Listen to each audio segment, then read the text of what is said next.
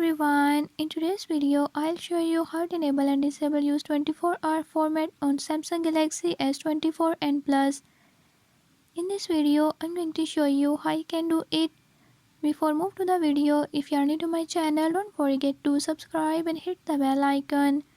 Watch complete video and learn how you can do it. Let's watch the video.